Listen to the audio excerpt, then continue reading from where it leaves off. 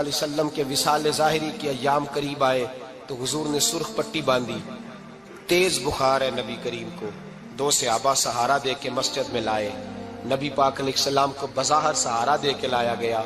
کریم رسول نے لوگوں کو جمع کیا، حضور آج کیا ہونے والا ہے، آج کیا کہا جائے گا، آج کس لیے میٹنگ بلائی ہے؟ نبی کریم کے کل صحابہ جب مسجد میں جمع ہوئے تو کھچا کھچ مسجد بھری ہے۔ وصال ظاہری سے چند یوم پہلے کی بات، نبی پاک نے فرمایا آج تمہیں کوئی جہاد کی ترغیب نہیں دینی، آج کوئی نیا پیغام نہیں دینا، آج تمہیں بتانا ہے کہ رب نے اپنے بندے کو اختیار دیا ہے، چاہے تو دنیا میں رہے، چاہے تو اس کی بارگاہ میں حاضر ہو جائے۔ اس عبد نے بارگاہ ربوبیت کی طرف لوٹنے کا ارادہ کر لیا ہے۔ حضرت صدیق اکبر رونے لگے تو صحابہ نے کہا تمہیں کیا ہوا؟ کہنے لگے سمجھ نہیں رہے، کسی کی بات نہیں کر رہے، نبی پاک تو اپنی بات فرما رہے ہیں، اس نے جانے کا ارادہ کر لیا۔ سنیے میرے بھائی، محبوب پاک نے فرمایا بھائی کسی شخص کو میری طرف سے کوئی تکلیف پہنچی ہو تو بدلہ لے سکتا ہے، بدلہ لے سکتا ہے، کسی کو تکلیف پہنچی ہو۔ صحابہ پھوٹ کے رونے لگے، محبوبہ کرم ہی کرم ہوا ہے، رحمت ہی رحمت آئی، آپ کے بارے میں گمان کرنے والا بھی دائرہ ایمان سے نکل جائے۔ حضور آپ کیا فرما رہے ہیں؟ فرمایا نہیں بھئی اٹھو۔ پیچھے سے جناب عکاشہ بن محصن اٹھے، ہاتھ کانپتے ہیں، آگے بڑھے، کہنے لگے یا رسول اللہ، ایک جنگ کے موقع پر آپ نے درہ مارا تھا، ننگی پیٹھ پر صفیں سیدھی کراتے، بات دل میں رہ گئی ہے، میں نے بدلہ لینا ہے۔ نبی کریم نے فرمایا بلال دوڑ کے جاؤ، فاطمہ کے گھر درہ پڑا ہے، درہ لاؤ۔ سیدنا بلال حبشی کہتے میں گیا، دستک دی سیدہ طیبہ طاہرہ، حضرت فاطمہ فرمانے لگی بلال کیسے آئے ہو؟ اماں جی وہ درہ چاہیے تھا۔ سیدہ کو تشویش ہوئی، کہنے لگے بلال نہ تو جنگ پہ جانا ہے، نہ جہاد ہے، نہ کوئی ایسا موقع ہے، حضور کی تو طبیعت مبارک بظاہر بڑی علیل ہے، درہ کیا کریں گے؟ حضرت بلال عرض کرنے لگے اماں جی ایک صحابی بدلہ لینے لگے ہیں، صاحب طبقات نے جملے لکھے ہیں، کہتے ہیں بی بی صاحبہ نے درہ بھی دیا اور امام حسن حسین کو بھی باہر نکالا۔ فرمانے لگی عکاشہ سے کہنا 100 درے مارے، ان 2 شہزادوں کے جسم پر نبی پاک کے قریب نہ جائے، میں نے 2 بچے پیدا ہی اپنے محبوب پر قربان کرنے کے لیے کیے، ان کو لے جائے۔ حضرت بلال کہتے ہیں میں 2 شہزادے لے کے آیا، اور جب دروازے میں میں لے کے پہنچا تو نبی پاک نے دیکھا تو آنکھوں میں آنسو آ گئے، فرمایا ان کو بٹھا دو، مجھے پتا ہے فاطمہ نے کیا کہہ کے بھیجا ہے۔ حضرت سیدنا بلال فرماتے ہیں درہ میں نے جناب عکاشہ کو دیا، حضرت عکاشہ درہ لے کے آگے جو بڑھے تو حضرت ابو بکر صدیق نے ان کے پیروں پہ ہاتھ رکھا، فرمایا عکاشہ میری طرف آ یار، مجھے مار درے، نبی پاک کے قریب نہ جا۔ مصطفیٰ کریم نے فرمایا ابو بکر تو ہٹ جا، اسے آنے دے۔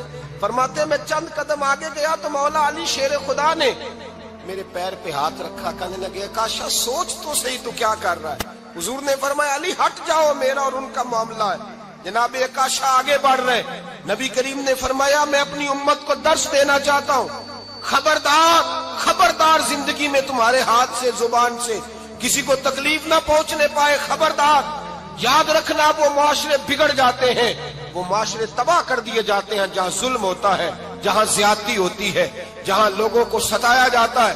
محبوب کریم کے قریب آئے حضرت عکاشہ، کہا حضور میری پیٹھ ننگی تھی، آپ بھی ذرا کپڑا ہٹائیے۔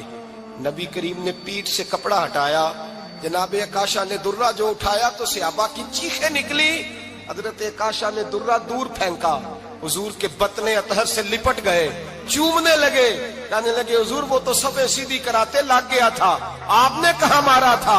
یا رسول اللہ میں تو بہانہ بنا رہا تھا کہ جاتی دفعہ مجھے وجود چومنے کا موقع نصیب ہو جائے، مجھے یہ موقع نصیب ہو جائے۔ میرے حبیب نے فرمایا جس نے جنتی دیکھنا ہو میرے عکاشہ کی زیارت کر لے۔ بھائی ظلم کا دروازہ کھلا ہوا ہے اور لوگ بھول جاتے ہیں زیادتی کرتے ہوئے، وہ بہو سے ہی کیوں نہ کریں، وہ اپنے گھر کے بھول جاتے ہیں کہ شاید پوچھنے والا کوئی نہیں، شاید میزان نہیں لگے گا۔ ایران کے بادشاہ نے اپنے بیٹے کو پڑھانے کے لیے ایک استاد صاحب کا بندوبست کیا۔ استاد صاحب کو کہا کہ میرے بچے کو دین پڑھائیے، میں چاہتا ہوں کل اس نے عنان حکومت کو سنبھالنا ہے تو یہ دین سے آگاہ ہو جائے، اس کو کچھ سکھائیے پڑھائیے۔ بہت نیک بزرگ بڑے درویش عالم پڑھانے لگے، اسباق مکمل ہو گئے، دین کے اسباق قرآن مجید پڑھایا، احادیث طیبہ کا درس دیا، اصول فقہ سے روشناس کرایا۔ جب بچے نے مکمل تعلیم حاصل کر لی اور آمین ہو گئی، دستار ہو گئی، فارغ ہو گئے، تو پھر ایک دن استاد صاحب نے کہا بیٹے کل تم نے ضرور آنا ہے، کچھ بات کرنی ہے۔ شہزادہ گیا ملنے استاد صاحب سے، استاد صاحب نے کنڈی لگا لی، ہاتھ میں درہ پکڑ لیا، مار مار کے پورے وجود کو زخمی کر دیا، کوئی غلطی نہیں، کوئی بات نہیں، مارا۔ اب بچہ آیا آ کے بادشاہ سلامت سے کہا کہ ابا جی سمجھ نہیں آئی، بڑا مارا ہے استاد۔ تو سیانے تھے نا بادشاہ، یہاں تو قاری صاحب روز کٹہرے میں کھڑے ہوتے ہیں، مولوی صاحب آپ نے میرے بچے کو کیوں مارا ہے؟ آپ 8,000 کے مولوی ہیں، میرا کئی کروڑ کا بچہ ہے، سویرے بدل لیں گے، خبردار آپ نے بچے کو ہاتھ لگایا، اپنی حیثیت میں رہے معاذ اللہ۔ جو قومیں استادوں کو کٹہروں میں کھڑا کرتی ہیں وہ ترقی نہیں کر پاتی، جو استادوں کو کٹہروں میں روز کھڑا کرتے ہیں۔ کہا ابا جی بڑا مارا ہے، تو والد بڑے سمجھدار تھے، کہنے لگے بیٹا استاد باپ ہوتا ہے، وہ زیادتی نہیں کرتا، کوئی بات ہوگی، میں تیرے استاد کو کٹہرے میں نہیں بلاؤں گا۔ اماں سے بات کی، اماں کہنے لگی بیٹا میں تیرے باپ سے کیسے بات کروں، ڈر آتا۔ وقت گزر گیا، 22 سال بیت گئے، 22 سال گزر گئے، بادشاہ کا انتقال ہوا، شہزادہ تخت پہ بیٹھا، پہلا حکم یہ دیا کہ میرے استاد کو بلاؤ، پہلا حکم۔ استاد جی بوڑھے ہو گئے تھے، چھڑی کے اوپر ٹیک لگا کے آئے اور بھویں سفید ہو کے جھک گئی تھیں، یوں آنکھ کھول کے بڑی مشکل سے دیکھا، کہنے لگے شہزادے حکم ہو۔ کب میں شہزادہ نہیں، اب میں بادشاہ بن گیا ہوں۔ استاد جی 22 سال بیت گئے، آپ نے مارا تھا، پر وہ درد چونکہ زیادتی کی تھی، میرا قصور کوئی نہیں تھا، تو نہ میری روح سے درد گیا ہے نہ میرے جسم سے گیا ہے، میں بے اختیار تھا، پوچھ نہیں سکتا تھا، آج با اختیار ہوا ہوں۔ سب سے پہلے پہلا حکم آپ کو دیا، بلایا ہے، بتائے کیوں مارا تھا، کیوں مجھے مارا تھا، میری زیادتی بتائے۔ تو استاد، بوڑھے استاد کی آنکھیں آنسوؤں سے بھر گئی، کہنے لگے بیٹے بس آج کے دن کے لیے مارا تھا، یہ جو دن آ گیا نا میری زندگی میں، اس لیے مارا تھا، یہ میں چاہتا تھا میری زندگی میں وقت آئے، آج کے بس میری مراد پوری ہو گئی۔ کہا صاحب کس لیے، مجھے بھی سمجھائے۔ آپ فرمانے لگے کتنی دیر ہو گئی تجھے مار کھائے ہوئے، کتنا زمانہ بیت گیا؟ کہنے لگا 22 سال۔ فرمایا زخم بھولے تو نہیں، درد ختم تو نہیں ہوئی، تمہیں بات 1 منٹ کے لیے بھی تمہارے حافظے سے محو تو نہیں ہوئی؟ کہا استاد جی روز رات کو یاد آتی، روز خیال آتا تھا۔ استاد کہنے لگے بھائی تو بے اختیار تھا، پوچھ نہیں سکا، 22 سال تجھے یاد رہا، مجھے پتا تھا تو ایک دن حکمران بنے گا، میں نے تجھے اس لیے مارا تھا کہ بیٹے یاد رکھنا، کسی پہ ظلم نہ کرنا، اگر تجھے 22 سال تک یاد رہا ہے تو جس پر تو ظلم کرے گا اسے بھی قیامت تک یاد رہے گا، اور یہ یاد رکھنا تو آج با اختیار ہوا تو تو نے مجھے بلا لیا ہے، قیامت کے دن غریب با اختیار ہو جائیں گے، مظلوم با اختیار ہو جائیں گے، وہ با اختیار ہوں گے، للہ الواحد القہار، رب کریم کی بارگاہ کے اندر ان کا اختیار ہوگا، اکیلے اللہ کی حکمرانی ہوگی، پھر وہ بلائیں گے بڑے بڑے کج کلاہ، دنیا میں جن کی پگڑیاں اونچی تھیں وہ سر جھکائے کھڑے ہوں گے، دنیا میں جو ڈکٹیٹر بنتے تھے ان کی پشتیں لال ہوں گی، ان کو غدار لکھا جائے گا، قیامت تک نہیں بھولے گا۔ ظلم کرنا تو سوچ سمجھ کے کرنا، اتنا کرنا جتنا تم سہ سکتے ہو، اتنی زیادتی کرنا جتنی قیامت میں تم برداشت کر سکتے ہو۔ میرے نبی کریم صلی اللہ علیہ وسلم نے فرمایا ظلم سے بچو، یہ قیامت کے اندھیروں میں سے ایک اندھیرا ہوگا، زندگی میں زیادتی نہ کریں، اگر تھوڑی دیر کے لیے کوئی چیز برداشت کر جائیں گے تو وہ فائدہ دے جائے گی، کچھ دیر کے لیے اگر سہ جائیں گے تو نفع مل جائے گا، سہنے کی کوشش کریں لیکن زیادتی نہ کریں، نظر کو، سوچ کو، ذہن کو پاک رکھیں، اور میرے بھائی زندگی پوری ظلم سے بچیں، زیادتی سے بچیں۔ امیر المومنین حضرت جناب سیدنا عمر فاروق رضی اللہ تعالیٰ عنہ رات گھر میں تھے تو رونے لگے، بڑی دیر تک روتے رہے، والدہ اٹھی تو صاحبزادے سے کہنے لگی پتہ کرو تمہارے باپ کو کیا مسئلہ ہے۔ شہزادے آئے، کہنے لگے امیر المومنین والد گرامی کیا ہوا؟ تو حضرت عمر فاروق کہنے لگے بیٹا اپنی اماں کو بلاؤ۔ والدہ آ گئی، کیا بات ہے، کچھ طبیعت خراب ہے تو حکیم کا بندوبست کیا جائے۔ تو حضرت عمر کہنے لگے کچھ بھی نہیں، آج مسجد سے نکلا ہوں تو نبی پاک کے صحابہ میری تعریفیں کر رہے تھے۔ یہ حضرت فاروق اعظم کے وصال کے قریب کے دن ہے، تعریفیں تو حضرت یہ رونے کی بات ہے کہ خوش ہونے کی؟ آپ فرمانے لگے نہیں، سوچتا ہوں باہر تو میں اچھا رہا ہوں، پتہ نہیں گھر میں ہی کوئی زیادتی نہ ہو گئی ہو، پتہ نہیں تمہارے ساتھ بھی میرے معاملات ٹھیک تھے کہ نہیں۔ صحابہ تو تعریف کرتے ہیں، رو رہا ہوں تمہاری وجہ سے نہ الجھ جاؤں، بیوی ہی نہ کہے میرا حق ہی ادا نہیں کیا۔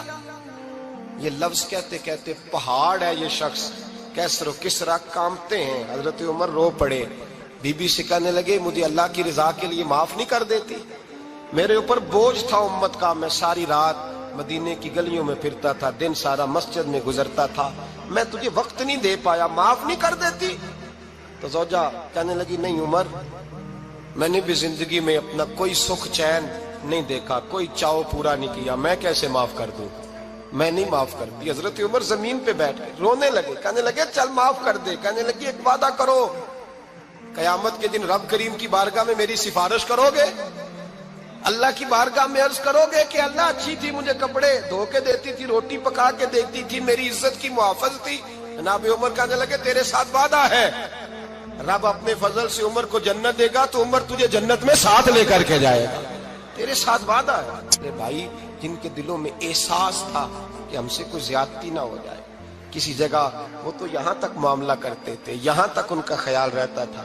عزیزو، ایک تو نظر میں حیا پیدا کریں، والدین کی بہت بڑی ذمہ داری ہے۔ لاکھوں بچے مرضی کی شادیاں کر رہے ہیں، ہزاروں گھر اجڑ رہے ہیں، یہ وہ والا زہر ہے جو ہر گھر میں تیزی سے پھیلتا چلا جا رہا ہے۔ پہلے ہم کہتے تھے کہ بچہ باہر نہ نکلے، اب کہتے ہیں اللہ کہیں موبائل لے کے تنہا نہ بیٹھ جائے، کہیں تنہا نہ بیٹھ جائے، کیا بنے گا اس کا اگر یہ گندگی اور یہ ایسا نشہ ہے جو اجاڑ کے رکھ دے۔ بخاری شریف میں حدیث ہے، قاضی ایاز مالکی رحمۃ اللہ علیہ نے بڑی تفصیل سے لکھی ہے، راوی حضرت انس بن مالک ہیں۔ ایک بندہ بڑی دور سے آیا نبی پاک صلی اللہ علیہ وسلم کی زیارت کے لیے، بڑی دور سے۔ عرب کے جو سردار ہوتے تھے ان کے بڑے ناز نخرے ہوتے تھے، وہ خیر آج بھی ہیں، پروٹوکول کا ماحول آج بھی، یعنی وزیر صاحب کے آگے دو چار گاڑیاں نہ ہوں تو ان کو مزہ ہی نہیں آتا، پولیس والے آگے پیچھے بھاگیں تو، حالانکہ ان کو نہیں پتا کہ جو پولیس والے آگے پیچھے بھاگ رہے ہیں نا، یہ حکومت بدلی تو گرفتار کرنے بھی انہوں نے آنا ہے، لیکن وہ بڑا مزہ آتا ہے جب لوگ گاڑی کے پیچھے بھاگتے ہیں۔ کیا بات ہے جناب، بڑی بات۔ اور ہماری طبیعتوں میں پتہ نہیں کون سی، تو نبی پاک صلی اللہ علیہ وسلم کی خدمت میں وہ شخص بڑی دور سے آیا، تو عرب کے بادشاہوں کا مزاج تھا، پروٹوکول بڑا چاہتے تھے، ان کا تو یہ طریقہ تھا کہ حکمرانی کرنی ہے جیسے بھی ہو۔ اگر کسی غلام نے دھوپ میں بندھا رہ گیا، اونٹ اور چھاؤں میں نہیں باندھا تو درے مارتے تھے، اور اگر اس نے کھول کے باندھ دیا تو پھر بھی مارتے تھے، کہتے تھے اتنا سیانا ہو گیا تو انہیں پوچھا ہی نہیں، خود بخود ہی باندھ دیا۔ وہ شخص حضور کی بارگاہ میں آیا اور بہت سارے لوگوں کے پاس کیونکہ وہ جاتا تھا اپنے سربراہ کا پیغام لے کے، تو وہ کانپ رہا ہے جب حضور کی بارگاہ میں گیا، ڈر رہا ہے۔ اب ذرا بات کو سمجھنا، نبی پاک صلی اللہ علیہ وسلم نے اس سے فرمایا کیوں ڈرتے ہو؟ سادہ آدمی ہے، دیہاتی ہے، بدو ہے۔ اللہ کے رسول نے تھپ کی دی، کیوں ڈرتے ہو؟ تو کہتے حضور مجھے آداب نہیں آتے اور مجھے ڈر آتا ہے، کوئی بات اگر ایسی ہو گئی، آپ مدینے کی حکومت کے سربراہ ہیں، تو کہیں آپ ناراض نہ ہو جائیں۔ حضرت انس بن مالک فرماتے ہیں بات کہاں کی تھی، پہنچ کہاں گئی؟ جب اس نے یہ کہا نا کہ آپ تو حکومت کے سربراہ ہیں، کہیں کوئی غلطی نہ مجھ سے ہو جائے، تو نبی پاک کی آنکھوں میں آنسو آ گئے، حضور رونے لگے، اور نبی پاک صلی اللہ علیہ وسلم فرمانے لگے نہ بھائی، تو کسی حکومت کے سربراہ کے پاس نہیں آیا، نہ تو اس بیٹے کے پاس آیا ہے جس کی ماں گوشت کے خشک ٹکڑے کھا کے بھی گزارا کر لے گی۔ میں تو ایک غریب ماں کا بیٹا ہوں۔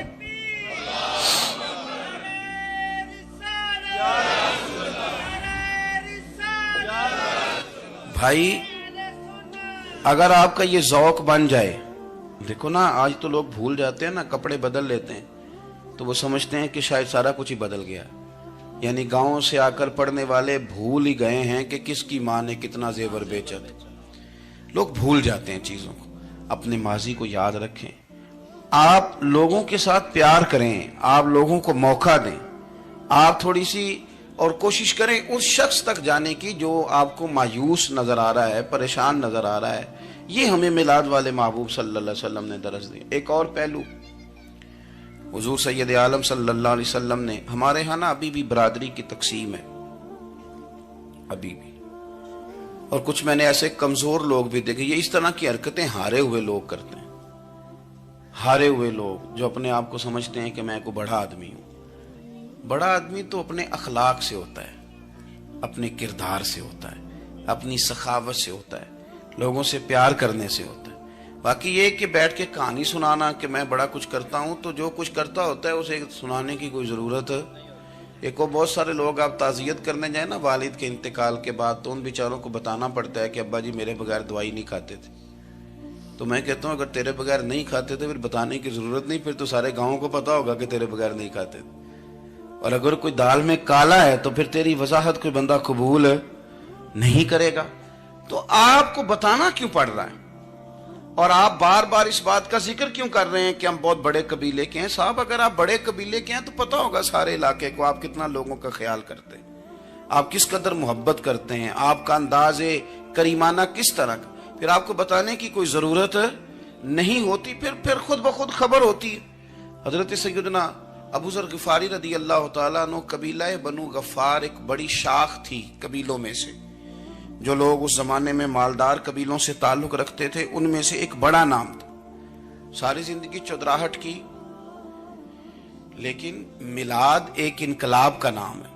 میں میلاد منانے والے دوستوں سے گزارش کرتا ہوں کہ آپ ہر سال میلاد منائیں, اور ہر سال میلاد کے بعد آپ تھوڑے بدل بھی جائیں, یعنی تھوڑے سے بدل جائیں. کچھ لوگ کہیں یار یہ داڑھی میں نے نا 12 ربیع الاول والے دن رکھی تھی, یہ میری میلاد والی داڑھی ہے. اور داڑھی رکھیں بھی نبی پاک کی مرضی کی. کس کی مرضی کی؟ نہ ناراض ہو جائے جی میں ٹور چلا بس. کس مرضی کی جی؟ اپنی مرضی کے نہیں. داڑھی کا وزن کو نہیں ہوتا کہ پوری مٹھی رکھیں گے تو آپ کو کوئی دقت ہوگی, کوئی وزن نہیں. پوری رکھیں, جو حضور کا طریقہ مبارکہ ہے جو ہمیں ملتا ہے اس پر آپ توجہ فرمائیں. تو میں جو بات عرض کرنے جا رہا ہوں وہ میلاد انقلاب ہے. حضور سید عالم صلی اللہ علیہ وسلم کی بارگاہ میں آنے سے پہلے لوگ کچھ اور ہوتے تھے, اور یہاں سے ہو کے جاتے تھے تو پھر ان میں تبدیلی آتی تھی. میں سارا دن کرامتیں سناؤں نا کسی کو اپنے پیر صاحب کی, اور اپنے گھر میں بھی کہ میرے حضرت بڑے, میرے استاد بڑے, لیکن بیوی کے ساتھ اگر میں ترش لہجے میں بات کروں گا تو وہ کہے گی یہ سکھاندے نے تینوں پیر صاحب. دوست کہیں گے یہ سکھاتے ہیں آپ. تو آپ کی کہانیاں نہیں چلتی, آپ کا کردار چلتا ہے. حضرت ابو ذر غفاری رضی اللہ تعالیٰ عنہ فرماتے ہیں چونکہ میں چودھری تھا, سیدنا بلال حبشی رضی اللہ تعالیٰ عنہ کے پاس میں بیٹھا تھا. کسی بات میں بات آگے بڑھی اور بڑھتے بڑھتے بات شکنجی تک چلی گئی. رائے کے اختلاف نے باتوں میں تلخی پیدا کر دی, اور جب تھوڑے لفظ اور تیز ہوئے تو میں نے انہیں کہہ دیا چپ کر, تو ابشن کا بیٹا ہے. کس کے بیٹے تھے حضرت بلال؟ کہتے ہیں جب انہوں نے مجھے کہا تو میرا دل بڑا ٹوٹا, لیکن میں نے ارادہ کیا کہ میں نے حضور کی بارگاہ میں نہیں عرض کرنی. اب ہر بات کی ہم حضور کی بارگاہ میں شکایت کریں. لیکن میں جا کے مسجد میں بیٹھا, اور جب سرکار آئے نا, ارادہ نہیں تھا کہ عرض کروں گا, لیکن حضور کا چہرہ دیکھا تو دکھ میرا خود ہی تازہ ہو گیا. رونے کا بھی تو تب ہی مزہ آتا ہے نا کوئی اپنا ملے تو. فرماتے ہیں کہ میرے آنسو نا بغیر اختیار کے چھلک پڑے, اور میں کھل کے روئے, کھل کے.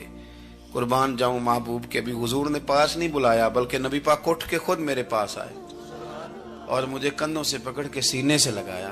اور جب میں کھل کے رو لیا تو حضور میرے آنسو پوچھنے لگے. کچھ شعر ایسے ہوتے ہیں جو کسی نے کہے ہوتے ہیں, اور کہنے والا جو ہوتا ہے وہ صاحب حال ہوتا ہے, تو اس میں کچھ خوبصورتی زیادہ ہی ہو جاتی ہے. ایک پنجابی کے شاعر ہمارے گجرات میں گزرے, بزرگ تھے, ان کا ایک شعر ہے, وہ کہتے ہیں ایک واری میری آنکھیاں چوں اونا نے اتھرو پونجے سن.